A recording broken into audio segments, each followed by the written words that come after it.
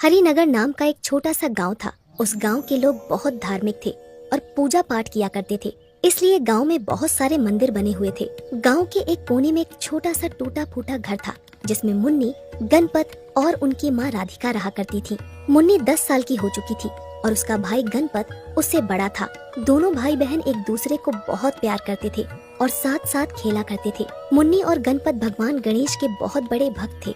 दोनों रोज सुबह उठकर मंदिर जाते थे और भगवान गणेश की पूजा किया करते थे।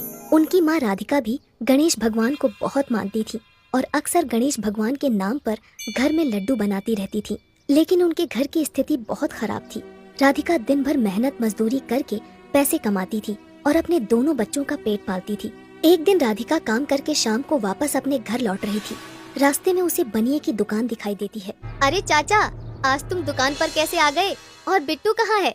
अरे बेटा, उसकी तबीयत तो बहुत खराब है, इसलिए मुझे दुकान पर आना पड़ा। अच्छा चाचा, मुझे 1 किलो बेसन दे दो। बहुत दिनों से लड्डू बनाकर गणेश भगवान को प्रसाद नहीं लगाया। इसके बाद राधिका बेसन लेकर अपने घर पहुंच जाती है और लड्डू बनाने लगती है। थोड़ी देर बाद मुन्नी और गणपत बाहर से खेलकर घर आते हैं। अरे वाह, बेसन के लड्डू! मुझे तो लड्डू देखकर रहा ही नहीं जा रहा। तू रहने दे मुन्नी, पहले लड्डू का भोग भगवान गणेश को लगेगा, है ना माँ? हाँ बेटा, पहले भगवान जी को भोग लगाएंगे, उसके बाद तुम दोनों लड्डू खा सकते हो। अच्छा ठीक है, लेकिन माँ, मुझे आपसे एक बात पूछनी थी। हाँ मुन्नी, पूछो। गांव के बाहर एक सर्कस आया है जिसमें एक हथनी का बच्चा फ्री में मिल रहा है। मैं वो हथनी अपने घर पर लाना चाहती हूँ। नहीं मुन्नी बेटा, हम लोग बहुत गरीब हैं, हम हथनी की सेवा नहीं कर सकते। लेकिन मुन्नी रोने लगती है और मजबूर होकर गणपत वो हथनी अपने घर ले आता है। हथनी के घर आते ही मुन्नी बहुत खुश हो जाती है। धीरे धीरे समय गुजरता जाता है। मुन्नी और उस हथनी में गहरी दोस्ती हो जाती है। मुन्नी उसके ऊपर चढ़कर सारे गांव की सवारी करती है। राधिका भी जैसे तैसे पैसे जमा करके उस हथनी की सेवा करती है। एक दिन रात को तीनों लोग आपस में बातें कर रहे थे, तभी कोई दरवाजा खटखटाता है। अरे कोई है, दरवाजा खोलो। गणपत तुरंत दरवाजा खोलता है तो सामने बूढ़ी काकी खड़ी हुई थी। अरे आओ काकी, अंदर आओ। अरे काकी, इतनी रात को कैसे आना हुआ? अब क्या बताऊं बेटा, घर में खाने का एक दाना नहीं है और मेरी कोई नहीं सुनता। सबको तो बस अपनी अपनी पड़ी है।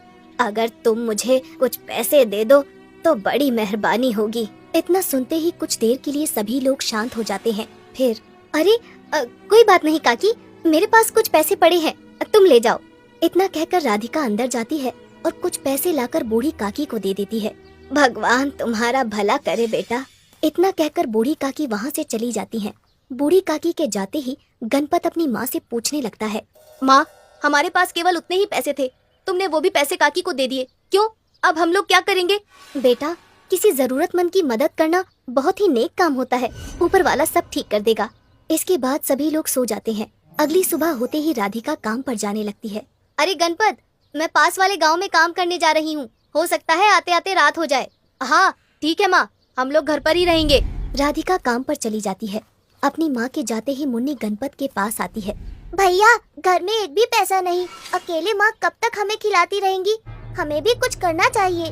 तू ठीक कहती है मुन्नी, लेकिन हम कर क्या सकते हैं? मेरे पास एक आइडिया है भैया, क्यों ना हम लोग अपनी हथनी से सभी लोगों को सवारी कराएं, जिससे हमें काफी पैसे मिल जाएंगे। वाह मुन्नी, क्या आइडिया है। इसके बाद गणपत और मुन्नी अपनी हथनी से गांव वालों को सवारी कराने लगते हैं। हाथी की सवारी कितनी सस्ती, कितनी प्यारी, आइए आइए, हाथी की सवारी का मजा लीजिए। मुन्नी और गणपत दिन भर गांव वालों को हाथी की सवारी कराते हैं और बहुत सारा पैसा कमा लेते हैं। अंधेरा होते ही उनकी माँ राधिका काम करके वापस घर आ जाती है। माँ, आज हमने गांव वालों को अपनी हथनी की सवारी करा के बहुत सारा पैसा कमाया, ये देखो इतने सारे पैसे। इतना सुनते ही राधिका गुस्से से लाल हो जाती है और गणपत को एक जोरदार थप्पड़ मार देती है। गणपत रोने लगता है। माँ, तुमने भैया को क्यों मारा? हमारी हथनी गर्भवती है और तुम लोगों ने गांव वालों को उसकी सवारी करा दी। हे गणपति बप्पा, माफ करना, मुझे पता नहीं था माँ, मुझे माफ कर दो। अभी जाकर तुरंत हथनी से माफी मांगो, वरना भगवान गणेश नाराज हो जाएंगे। इसके बाद गणपत और मुन्नी अपनी हथनी के पास जाकर उससे माफी मांगते हैं और काफी देर तक उसके पास बैठे रहते हैं। तभी उनकी माँ आवाज लगाती है। अरे बेटा, कितनी रात हो गई है, आओ खाना खा लो, जो हुआ उसे भूल जाओ। 2 दिन बाद गणेश चतुर्थी है, हमें कल पूजा का सामान लेने भी जाना है। गणपत और मुन्नी खाना खाकर सो जाते हैं। 2 दिन बाद गणेश चतुर्थी का त्योहार आ जाता है और गणेश चतुर्थी के दिन हथनी 3 बच्चों को जन्म देती है। राधिका, मुन्नी और गणपत बहुत खुश होते हैं और धूमधाम से गणेश चतुर्थी का त्योहार मनाते हैं। हम बहुत किस्मत वाले हैं। आज के दिन हथनी ने 3 हाथियों को जन्म दिया है। हाँ माँ, और देखो ना, ये तीनों छोटे छोटे हाथी कितने प्यारे लग रहे हैं। कुछ महीनों बाद तीनों हाथी के बच्चे थोड़े थोड़े बड़े हो जाते हैं। एक रात को तीनों हाथी के बच्चे घर के बाहर रस्सी से बंधे हुए थे और वो रात पूर्णिमा की रात थी। जैसे ही रात के 12 बजते हैं तो चांद की रोशनी उन तीनों हाथियों पर पड़ती है। तो देखते ही देखते पहला हाथी सोने के लड्डू निकालने लगता है और दूसरा हाथी जादुई मोदक निकालने लगता है और तीसरा हाथी बहुत सारा जादुई खाना निकालने लगता है। अगली सुबह जब राधिका तीनों हाथियों के पास सोने के लड्डू और ढेर सारा खाना देखती है तो जोर से आवाज लगाती है, गणपत, मुन्नी, जल्दी यहाँ आओ। देखो यहाँ क्या हो गया है। गणपत और मुन्नी दौड़कर वहाँ पहुँच जाते हैं और वहाँ का नजारा देखकर उनकी आंखें फटी की फटी रह जाती हैं। लगता है माँ, ये तीनों जादुई हाथी है। अरे बाप रे, इतना सारा खाना और सोने के लड्डू। अब हमारी सारी गरीबी दूर हो जाएगी। लेकिन इससे पहले तो कभी ऐसा नहीं हुआ। कहीं कोई भूत प्रेत का साया तो नहीं?